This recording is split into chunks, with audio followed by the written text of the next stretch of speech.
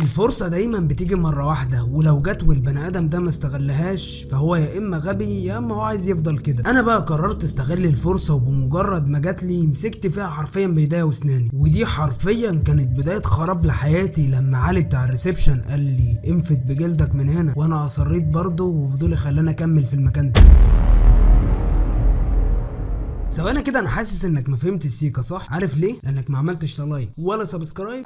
ومش كده وبس، لا بوشكاش محفوظ بيضحي النهارده. طب كوبايه الشاي يا جدع انت اتجي الله. بعيدا عن كل الهزار ده، اللايك بتاعك وكوبايه الشاي والهاند فري، وركز معايا في كل دي انت هتسمعها دلوقتي. كتير منكم يعرفني صح؟ كلامي دلوقتي للي يعرفني وما يعرفنيش. انا خلفاوي 24 سنه، متخرج من كليه تجاره. ما كانش الحاجه دي اللي انا بحلم بيها في الاساس، وعشان كده دورت على حاجات تانية اتعلمها جنب الكليه. كنت بعيد بشكل كبير عن ربنا والصلاه، وده يمكن كان عامل كبير في عدم توفيقي في اي خطوه باخدها في حياتي. كاي شاب في بدايه حياته، اللي متجوز ولا عنده شغل يقدر يعتمد عليه ويبني منه مستقبله. في فترة الكلية دخلت في مجالات كتيرة، شغل مصانع شغال، شركات شغال، اي حاجة حرفيا كانت تجيب فلوس انا كنت دايس فيها. ولكن يا صديقي انا كنت شخص حرفيا مسرف، ومفيش جنيه بيقعد في جيبي. وفي قعدة صفا كده مع نفسي، انا قاعد مش عارف هفضل بالشكل ده لحد امتى. انا زي اي شاب يعني نفسه يتجوز ويستقر ويبقى عنده بيت. من هنا هيحصل كل ده وانا مفيش فلوس بتقعد معايا اصلا. ومن هنا اخدت قرار اني لازم احط حد للموضوع ده، وهو اني ابعد عن اي حاجة ممكن اضيع فيها فلوسي. ونجحت في ده فعلا لحد ما جت السنه اللي ما تتسمى، وانتوا عارفين كويس قوي حصل فيها ايه. كل اللي جمعته في الكام شهر دول عمال بيتصرف مني مع القعده في البيت، لحد ما قعدت مع واحد صاحبي وبشتكي له من الوضع اللي انا فيه. قال لي يا ابني طب ما انت دماغك كويسه، ولو اشتغلت مع اي شركه بره فريلانس هتظبط معاك، او على الاقل احسن بكتير من شغل المكاتب اللي انت فيه ده. قلت له بس انا هاخد شغلانه واقعد قصادها شهر لحد ما يجي لي شغل تاني. قال لي يا عم هو اي حاجه تمشي معاك الدنيا لحد ما ربنا يكرم وترجع تشتغل تاني. بصراحه كده اخدت بنصيحته وبدات ادور، وكل اللي لقيته حاجات شغلها تقيل جدا في مقابل سخيف. بس كنت بقدم عروض واعمل اللي عليا، وسبحان الله ما كانش حد بيقبل، لحد ما لقيت شركه عايزه شباب بعد عمل في المغرب في شركه جرافيك ديزاين براتب كويس الى حد ما. عرضت الفكره على ابويا والجماعه عندي، وكان ردهم عليا انه بلاش، انت لو هتجيب جنيه هنا في سنه احسن من 100 جنيه هتجيبهم في يوم هتعيشوا هناك. وزي ما يكون قلب ابويا كان حاسس باللي هيحصل، وبطريقه ما اقنعت ابويا ان هروح على موضوع البلد تتعدل هنا. قبل ما اكلم ابويا كنت مقدم ابلكيشن للشركه دي، وكنت متوقع انهم ما يقبلونيش اصلا، بس لما ربك بيريد بقى لقيتهم باعتين لي ايميل انهم قبلوني خلاص ومستنيين الاوراق اللي هيخلصوا بقى بعد العمل ده. ووضحوا لي كمان انهم هيتكفلوا بكل المصاريف ما عدا مكان الاقامه. انا قلت سهله، هروح هناك واحاول اتصرف في اي سكن ايجار وخلاص. كنت فاكر بصراحه ان الموضوع سهل وبسيط زي عندنا هنا. جهزت كل حاجه وبعت لهم ميل اني جاهز من بكره لو حابين، وردوا عليا برقم التواصل وقالوا لي ان في ظرف يومين 3 بالكتير تذكره السفر وعقد العمل هيكونوا معايا. استنيت منهم مكالمه ولحد ما لقيت الباب بيخبط، ولقيت حد من البريد بيقول لي استاذ خلف الظرف ده جاي لك من بره. انا طبعا كنت عارف ايه اللي فيه، فجهزت نفسي وودعت اهلي وسافرت تاني يوم. وصلت المغرب ورحت للشركه على طول، عملت لهم تيست سريع وقالوا لي في خلال اسبوع او 10 ايام بالكتير هنبدا شغل. انا اتخضيت من الرقم اللي قاله، لاني حرفيا رايح على بلد انا ما اعرفش فيها اي حاجه. يعني ايه اسبوع او 10 ايام وهقعدهم فين دول؟ ولما كنت قاعد مع الاتش ار بتاع الشركه وسالته طيب انا هقعد فين الفتره دي كلها، رده كان في منتهى السخافه. رد وقال لي احنا اتكلمنا في كل التفاصيل دي، وانت عارف من البدايه ان مفيش سكن وانت كنت موافق على ده. قلت له على فكره انا ما عنديش اي مشكله في كده، انا بسالك بس على مكان ممكن ترشحه لي، شقه ايجار مثلا او اي حاجه من دي. قال لي لا هو الوضع هنا يختلف عن مصر، هنا فنادق وبس وسعرها في المتناول عادي، يعني تقدر تقعد في اي فندق بنفس الاسعار تقريبا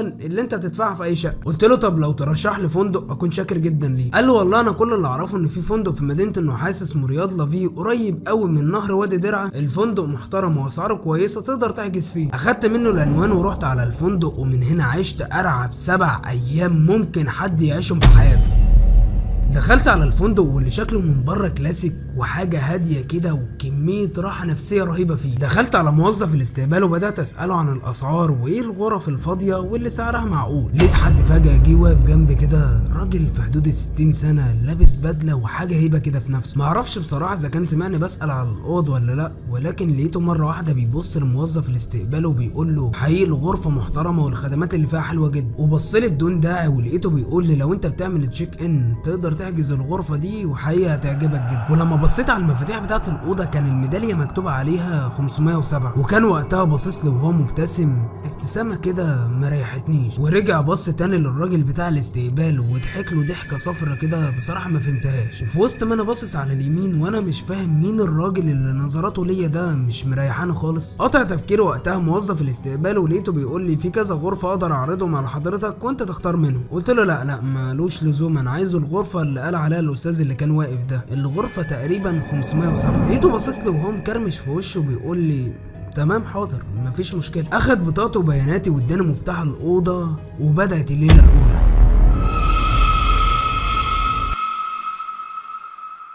اخدت منه المفتاح وطلعت رتبت هدومي في الدولاب وقعدت ارتحت والدنيا كانت ماشيه طبيعي جدا. نمت وصحيت تاني يوم على ريحه غريبه جدا في المكان. قمت من مكاني وبدات ادخل الحمام والاوضتين والريسبشن، مش قادر احدد برضه مصدر الريحه دي منين. طلعت وقفلت الباب ونزلت للريسبشن تحت وبلغت موظف الاستقبال ان في ريحه غريبه جدا في المكان فوق لدرجه اني ما قدرتش انام منها. اعتذر له وقال لي احنا بنتاسف لحضرتك واكيد هتتحل في اسرع وقت. خرجت اشوف البلد وقعدت حبه على القهوه ورجعت تاني على بعد المغرب كده. دخلت اخدت منه المفتاح وقال لي خلاص كده يا فندم المشكله اتحلت وبنعتذر لتاني مره على الازعاج. طلعت الاوضه يا صديقي علشان اخد دش وانام، وانا باخد دش كده وبنشف الميه اللي كانت على رقبتي وجسمي لاحظت ان في علامه او بقعه سودا كده على رقبتي كانت اول مره اشوفها. ما اهتمتش بصراحه بالموضوع وقلت اكيد مثلا حساسيه من بروده الجو هناك وهتروح لوحدها. لبست وطلعت عشان انام، وفي اللحظه ما بين الغفوه والنوم لحظة ما بتغمض عينك يعني عشان تنام سمعت صوت مية بتجري بشكل سريع جدا،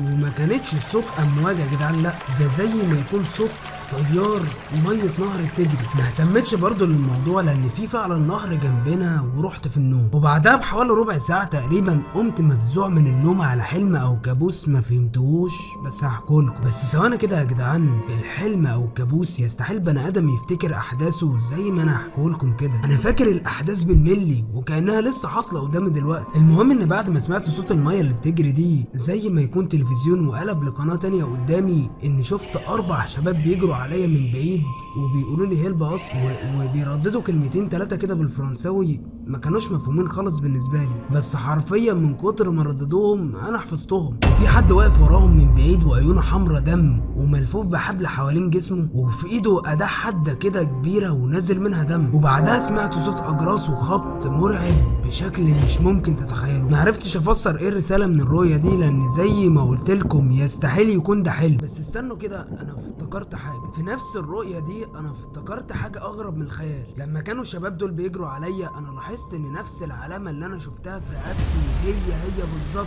اللي عندهم في رقبتهم. اي نعم كانت اوضح من اللي عندي في رقبتي، بس انا من كتر خضتي ما لحقتش اركز اكتر من كده. قعدت كده استعذت بالله واخدت نفسي وولعت السيجاره بتاعتي، واول حاجه جت في دماغي ان اسجل الكلمتين دول وادخل اعمل عنهم سيرش لمجرد بس ان افهم معناهم مش اكتر. وفعلا مسكت الاجنده بتاعتي وكتبت الكلمتين اللي كانوا بيرددوا فيهم دول.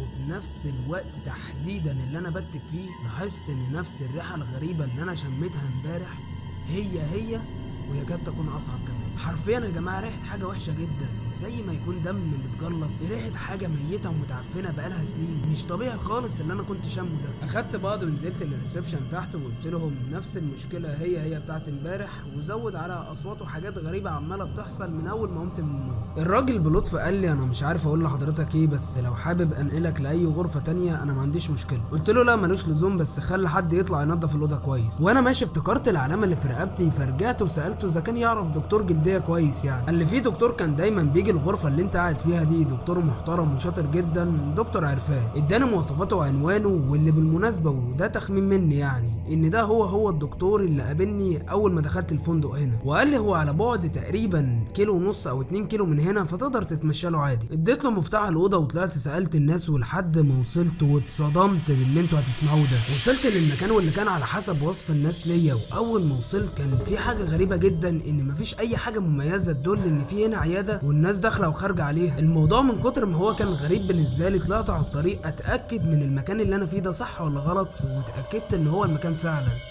امال في إيه بقى؟ رجعت للمكان اللي انا كنت فيه تاني، واللي كان عباره عن مكان شبه انه مهجور، ويا دوبك فيه كام بيت كده يتعدوا على الايد. واللي شد انتباهي شويه يافطه كده واقفه وعليها ورقه عماله بترفرف وتطير يمين وشمال زي الاعلام كده، ولما قربت وقريت اللي عليها عرفت ان المفروض البيت اللي انا جنبه ده هو عياده دكتور عرفان.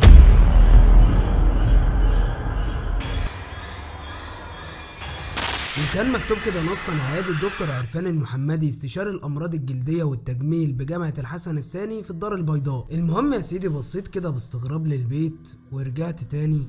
وكتير منكم هيقول لي دلوقتي: انت مدي الحاجه اكبر من حجمها ليه يا نباش؟ ما عادي يعني بيت، ايه المشكله؟ بس احب اقول لك ان المنظر اللي انا شفته قدامي ما كانش سهل بالمره. استنى انا هوصف لك المنظر. البيت من بره قديم جدا على عكس اي بيت تاني جنبه، شكله كلاسيك كده وبيدي طبع الهدوء، وده معروفه لاي دكتور عامه. بس الغريب كله ان وانا بلف حوالين البيت لاحظت ان في ظهر البيت وتحديدا المكان اللي بيطل على النهر ده من بعيد ريحه وحشه جدا. ولما ركزت شويه كمان لاحظت ان دي نفس الريحه بالظبط اللي انا شميتها عندي في الاوضه. لفيت مره واثنين وثلاثه حوالين البيت ما كانش فيه اي حاجه، ولكن لما مشيت ورا الريحه اللي كانت طالعه دي لاحظت انها طالعه من ظهر البيت، وبالتحديد من باب خلفي في البيت ده. الباب كان غريب بشكل مش ممكن تتخيلوه. عارفين انتوا البيبان بتاعت زمان قوي دي اللي بابها خشب زان وليها مقبض كده غريب، زيها زي البيبان اللي في الارياف اللي عندنا هنا في مصر. ولما قربت من الباب والريحه حرفيا بتتهن بالبطيء، سمعت صوت ميه بتجري بشكل غبي قوي جوه، ولا كأن حد كان فتح حنفيات البيت كله. وقتها افتكرت على طول صوت الميه اللي حلمت بيها في البدايه. لو تفتكروا انا كنت فاهم حاجه من البدايه ومن اول ما دخلت البلد دي، ان لو حصل اي حاجه، شفت خناقه، حصل حاجه غريبه،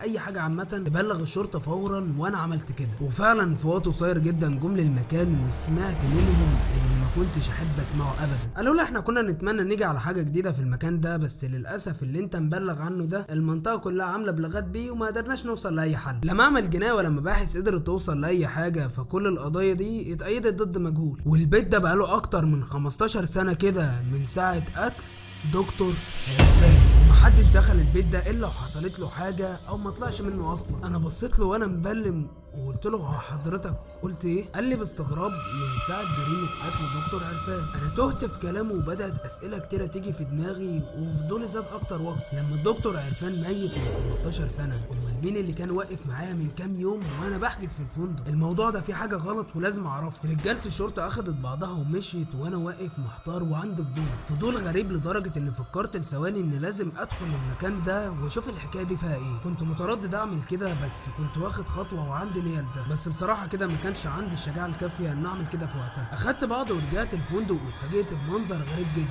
لقيت لك اسعاف وشرطه والدنيا مقلوبه هناك. ولما سالت هو في ايه، عرفت ان علي بتاع الريسبشن عمل حادثه كبيره وهو جاي على الشغل وعلى اعتاب الموت حرفيا. دخلت الفندق واخدت المفتاح وطلعت الاوضه، ودماغها هتنفجر من التفكير في الحوار ده، لحد ما لقيت التليفون الارضي بتاع الاوضه بيرن عندي، ولقيت الريسبشن الجديد بيقول لي: استاذ خلف، علي موصل لي رساله انه عايز يشوفك في اسرع وقت ممكن. قلت له: تمام مفيش مشكله، بس هو ما قالكش هو عايزني في ايه؟ قال لي: لا والله هو ما ادانيش علم باي حاجه، هو اتصل عليا مرتين وقال لي انه وصل لك الرساله دي. لبست ونزلت في نفس الوقت ورحت على الراجل بتاع الاستقبال، اخدت منه العنوان ورحت على هناك. اول ما وصلت ودخلت له جسمي حرفيا اتكهرب من المنظر. الواد مرمي قدامي على السرير، مفيش في جسمه حته سليمه، وكل اللي قاله لي في وجود الممرضه اللي كانت واقفه: الحق نفسك يا خلفاوي وانفد بجلدك، هتموت يا خلفاوي لو قعدت. انا مش محتاج اقول لكم ان قلبي وقع من الخضه اللي اتخضيتها بسبب كلامه ده. وسالته وانا ببلع ريقي ومتوتر: هموت ازاي؟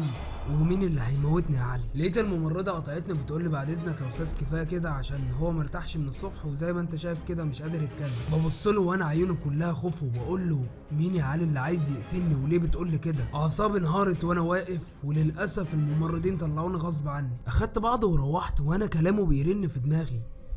دخلت الاوضه بتاعتي وعمال بلف يمين وشمال: مين اللي عايز يقتلني وليه؟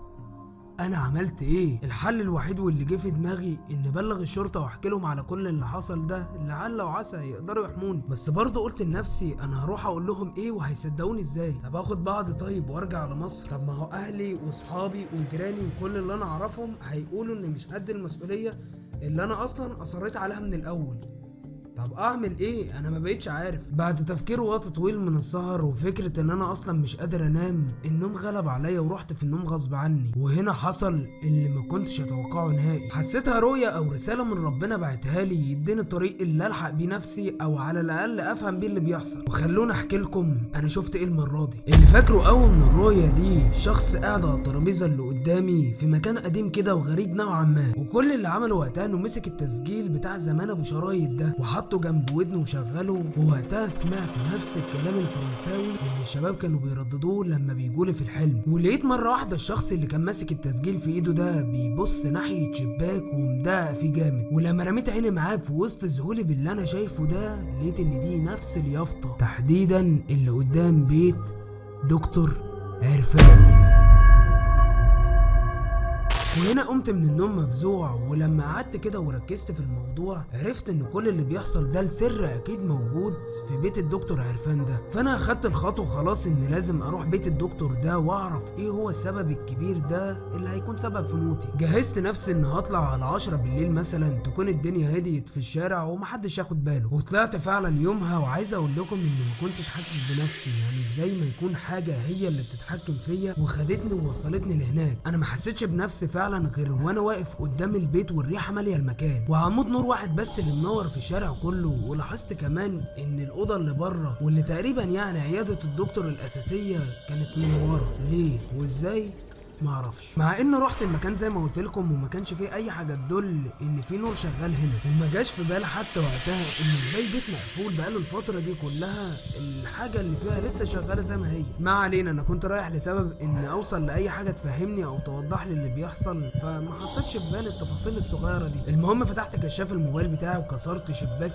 الجنب اللي كان في وشي على طول، ويا دوبك عديت من الشباك ورجلي اتحطت جوه البيت، وهوبا النور بتاع البيت كله قطع من غير اي داعي. انا ما اكدبش عليكم، انا بدأ الخوف يتملك مني، ولو حطيت نفسك مكاني في وقت زي ده في مكان كان فيه شخص مقتول قبل كده اكيد بنسبه كبيره هتحس باللي انا كنت حاسس بيه. كملت ماشي لجوه بهدوء، وحرفيا ركبي ما كانتش شايلاني لحد ما وصلت للمكتب اللي كان تقريبا بيقعد عليه الدكتور ده، وبصيت واحده واحده على الاوراق والحاجه اللي كانت على المكتب واللي كان مغطيها التراب حرفيا. لفيت وبدات سريعا ابص على الارفف والاوراق، واخدت فعلا مستند كان مكتوب عليه كلمه كده بلغه غريبه كان اول مره اشوفها. واللي شد انتباهي وخلاني اخد المستند ده اني لاحظت ان عليه حاجات حمرا كده زي بصمات صوابع بني ادم. قلبت في الادراج ولاحظت ان في كيس فيه حاجه، بس ما كانش فيه وقت ان افتح واشوف الحاجه دي. اخدتهم وطلعت جري من الشباك، واخدت قرار وقتها ان لازم اخد بعضي وعلى اوضتي عدل وما ابصش على البيت ده تاني خالص. بس عايز اقول لكم ان اول ما طلعت ومشيت شويه حسيت ان رجلي اتخشبت في الارض لدرجه اني ما كنتش قادر اتحرك. فضلت لثواني كده وانا مش قادر اتحكم في رجليا، ومره واحده فكت تاني. انا تفسيري للموضوع ده كان علم قوي انه من البرد او من الخضه مثلا، بس في الحقيقه الموضوع كان مختلف تماما.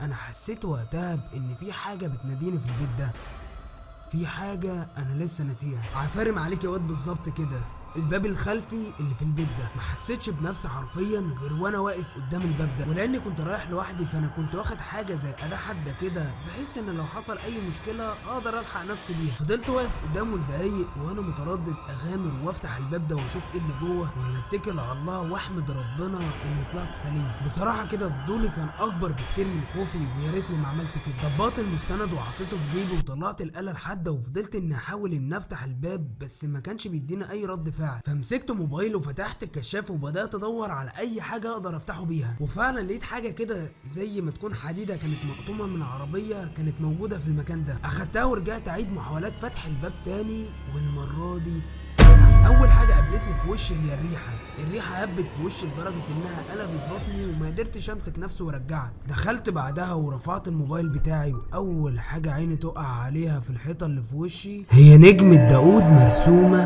بدم بشري.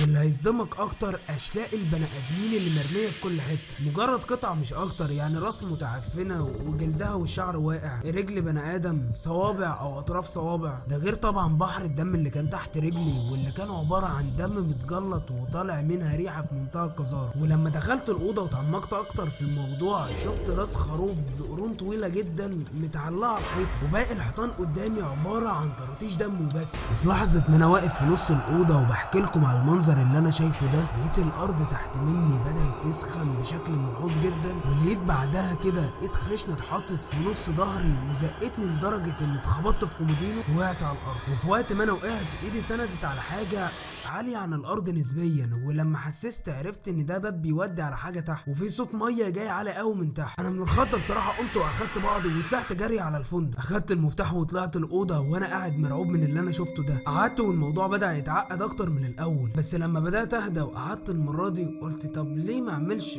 بحث عن الفندق او الراجل ده، لعل وعسى اوصل لاي حاجه تفهمني اللي بيحصل ده. وبعد ما عملت سيرش كتير لقيت جريده فعلا بتتكلم عن حدث غريب جدا حصل للفندق ده، وبالتحديد مع دكتور كان بيتردد على الفندق دايما في وقت اجازته. واللي حصل ان كل ما شاب يروح يحجز في الفندق الدكتور يرشح له الغرفه 507، وفجاه الشاب ده يختفي في ظروف غامضه بعدها ومحدش يعرف عنه حاجه. ولما ركزت في الكلام اللي كان مكتوب عرفت ان دي نفس التفاصيل بالظبط اللي حصلت معايا من اول ما دخلت الفندق ده. ولقيت كمان معالج روحاني كبير في المغرب اتكلم عن الحوار ده وقال ان في حاجات كتيره حصلت بس هو ما يقدرش يتكلم فيها على الهوا. هنا بقى عرفت ان حل اللغز ده كله في ايد المعالج الروحاني ده. سالت عنه في جوجل وعملت عنده حجز ورحت له فعلا. مقابلته كانت في منتهى اللطف لحد ما بص على رقبتي وقال لي هو انت جاي عشان خاطر اللي في رقبتك ده؟ قلت له انا مستغرب انت تقصد البقعه السوداء اللي في رقبتي دي يا شيخ؟ كان رده عليا بقعتي يا خلف هو انت مش شايف رقبتك ولا ايه؟ قلت له لا والله يا شيخ انا فعلا اخر حاجه شفتها كانت من 3 ايام وكانت بقعه صغيره جدا مش باينه لاي حد قدامي. قال لي طيب في حمام في اخر الطرقه ادخل بص عليها وارجع تاني عشان نعرف نتكلم. رحت ودخلت الحمام فعلا ولاحظت ان العلامه بارزه بشكل ملحوظ جدا، ولاحظت كمان ان العلامه دي زي ما يكون وشم تعبان في دايره. طلعت تاني وانا مخضوض وبقول له ايه دي يا شيخ ومعناها ايه طمني؟ قال له اقعد بس كده يا خلف واهدى عشان نعرف نتكلم. بدايه كلامه انك جيت لي النهارده انت فعلا انقذت حياتك، غيرك كتير حياتهم ضاعت ومحدش عارف عنهم اي حاجه. قطعته وقلت له ممكن بعد اذنك يا شيخ ما تكلمنيش بالالغاز وتفهمني كده الموضوع بالراحه. طلب لنا حاجه نشربها وبدات اهدى، وبدا يحكي انه من 15 سنه كان في ظاهره غريبه في الفندق ده، وهو اختفاء اي شاب في سنك اعزب وبعيد عن ربنا، صفات معينه كده فيه. وكل ده طبعا اتعرف لما جمعوا معلومات عن كل اللي اختفوا من الفندق. مع تطور الموضوع وتكراره ان لازم 5 اشخاص كل سنه يختفوا من الفندق بدات شكوك كتيره واسئله اكتر. في البدايه الشرطه المغربيه كانت فاكره ان الموضوع بفعل شخص بشري كده زينا، بس الموضوع فعلا طلع اكبر بكتير من كده يا خلف، لان الشرطه دورت ورا الموضوع وحطوا كاميرات مراقبه وعملوا كل اللازم وبرضه ما وصلوش لاي حاجه، يا دوبك وصلوا للخيط واللي هو الدكتور عرفاه. وبيكمل كلامه بيقول لي الفضول اخدني ان اروح احجز يومين في الغرفه دي واشوف هل الموضوع ليه علاقه بالعالم التاني ولا مجرد تدخل بشري. ورحت والموضوع كان صدمه بالنسبه لي. اليومين دول اتكرر نفس اللي اتكرر معاك ومع شباب كتير، بس كان في وجوده هو